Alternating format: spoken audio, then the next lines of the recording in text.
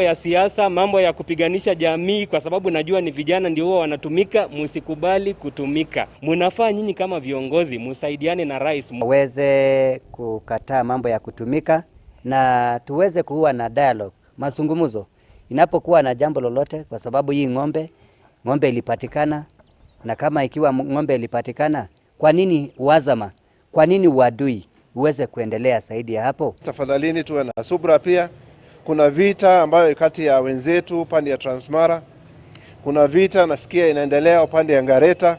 Tafadhalini, haina faida kwetu kuiba wanyama na kupigana kwa sababu ya wanyama. Imagine tunamalizana na wanyama wanakula nyasi, hata hawana habari kama tunamalizana.